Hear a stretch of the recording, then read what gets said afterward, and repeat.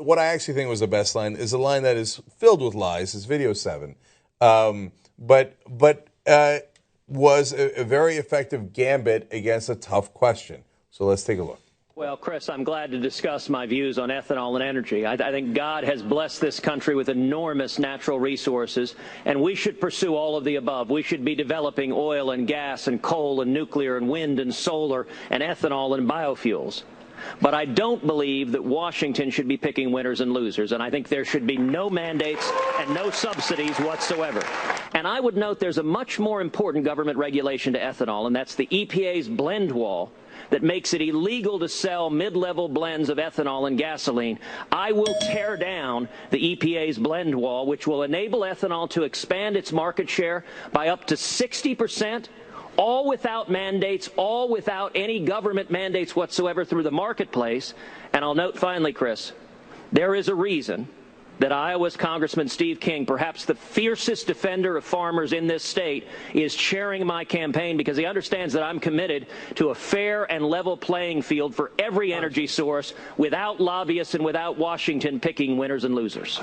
They had asked him, hey, Terry Branstad, very popular Republican governor of Iowa, disagrees with you on ethanol. You want to get rid of ethanol subsidies. Now, I've heard this question asked 1,000 times before 1,000 Iowa caucuses.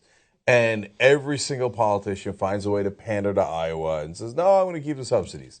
So score one for Ted Cruz, a man I can't stand. And there is dishonesty built into this answer, which I'll explain in a second. But he stood in front of that Iowa crowd and said, yeah, I'm going to take away your ethanol subsidies. And look, okay, yeah. Terry Branstad doesn't agree with me, but Steve King, another favorite son of Iowa among Republicans, agrees with me, and I've got to act out of principle here, and I'm the true conservative.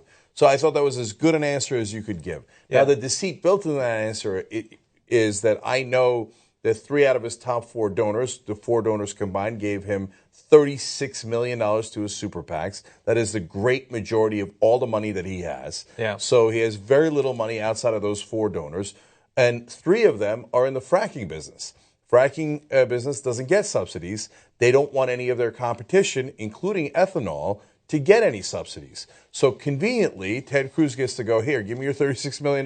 Let's get rid of all the subsidies, the goddamn son of a bitch subsidies. You see that? I'm against crony capitalism. Now, look, again, now to turn back around one more time and give him more credit, I agree with him. I think we should get rid of the ethanol subsidies.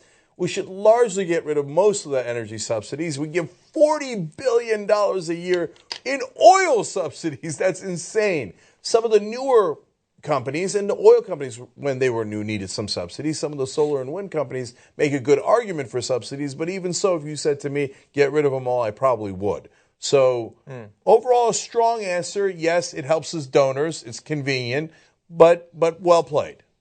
Yeah, I think it was the best answer that we've heard yet about the blend wall. I think.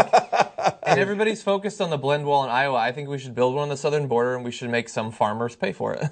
But I do think, while all the fracking stuff is totally true, and by the way, maybe tomorrow on the show, we need to talk about some of the stuff I've been reading about Hillary Clinton and fracking, but that's a separate story.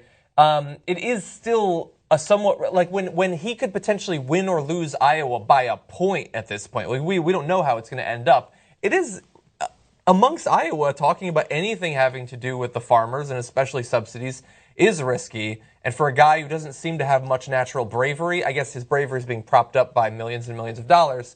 It's a pretty bold move for him to make, I think. You know, this is 2008. This is in the piece in the National Review. Fred Thompson told me, not me, but whoever writing this, John Fund, told John Fund he didn't see merit in subsidizing one fuel over another. But in Iowa's GOP caucus that year, opposing ethanol was like pushing against a mountain.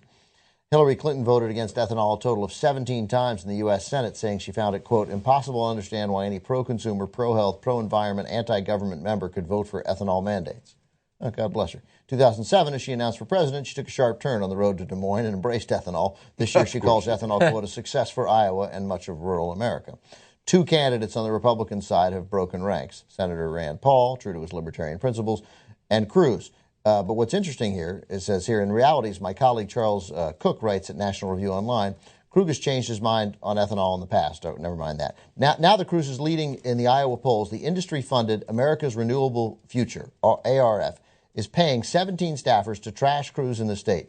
The group, whose Iowa director is the son of Terry Branstad, claims that Cruz has shifted his position in their favor toward a gradual phase-out. In fact, they are only taking credit for a position Cruz already had. So, I mean, it's bold. Like, they're trashing him. He's got real enemies there.